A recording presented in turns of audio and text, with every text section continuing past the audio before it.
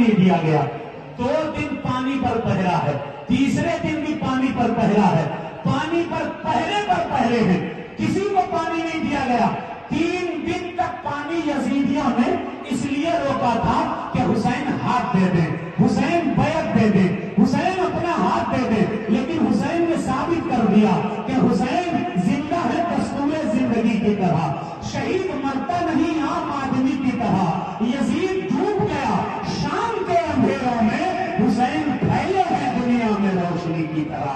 حسین نے سب دے دیا, گھر دے دیا, اپنے سارے رشتے دار دے دیے, اپنا بچہ دے دیا, 18 سال کا علی اکبر دے دیا, لیکن یزید کے ہاتھ میں ہاتھ حسین نے نہیں دیا.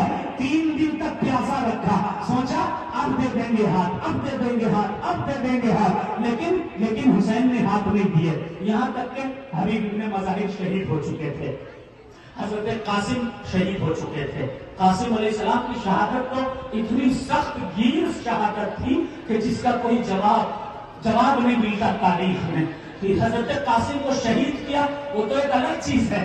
حضرت قاسم علیہ السلام کے جسم کو گھوڑوں کی ٹاپوں کے ذریعے روندا گیا, اس قدر روندا گیا حضرت قاسم علیہ السلام کے جسم کو کہ جسم کی ہڈیاں ٹوٹ گئی, الگ الگ ہو گئی. حضرت قاسم علیہ السلام کا گوشت الگ الگ ہو گیا, پورا جسم الگ الگ ہو گیا.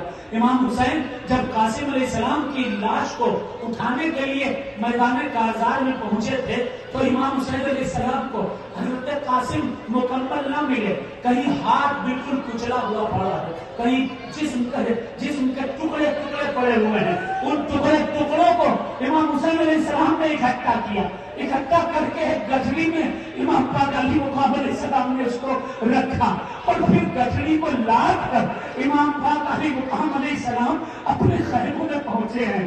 حضرت قاسم کی ماں حرم حسن نے جب دیکھا تو دیکھ کر سوچنے لگی, میرا قاسم جب گیا تھا تب تو جوان تھا, میرا قاسم جب گیا تھا تو پورا طاقتور تھا, مکمل تھا, سر بھی تھا, ہاتھ بھی تھا, پیر بھی تھا.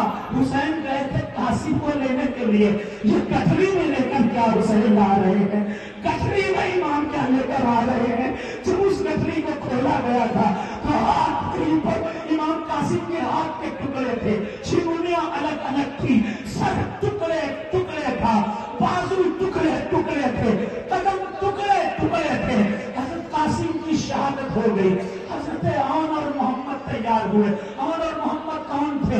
امام حسین کے بھانجے تھے.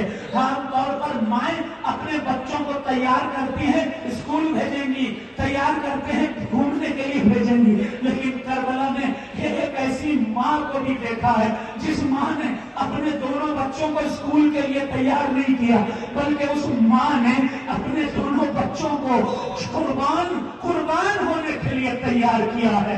جس میں اچھے کپڑے پہنائے, ہاتھوں میں چھوٹی چھوٹی تلواریں دی ہیں اور بھیج دیا میدان کارزار میں. کس کے لیے؟ اپنے بھائی حسین کے لیے بھیج دیا. ان 2 بچوں نے اتنے یزیدیوں کو مارا ہے کہ رہتی دنیا تک ان 2 عون و محمد کا بھرم ان یزیدیوں کے سینے پر رہے گا, ان یزیدیوں کے سینوں پر خوف رہے گا. حضرت عون و محمد شہید ہو گئے, ابراہیم و احمد شہید ہو گئے, قاسم شہید ہو گئے, حضرت ابو بکر بن علی شہید ہو گئے, عمر بن علی شہید ہو گئے. حضرت قاسم کے 2 سوتیلے بھائی بھی تھے, تاریخ میں ان کا نام آیا ہے, حضرت عمر اور عثمان بن حسن. امام حسن کے یہ دونوں بیٹے تھے, یہ بھی شہید ہو گئے. حضرت عباس کے جو اور بھائی تھے وہ بھی شہید ہو گئے. اب کوئی بچا ہی نہیں تھا, صرف 5 افراد بچے تھے, صرف 5. خود امام حسین علیہ السلام, حضرت عباس بچے تھے, حضرت علی اکبر بچے تھے, حضرت امام زین العابدین بچے تھے, اور 6 مہینے کا معصوم علی اصغر بچا ہوا تھا. حضرت عباس آئے, عباس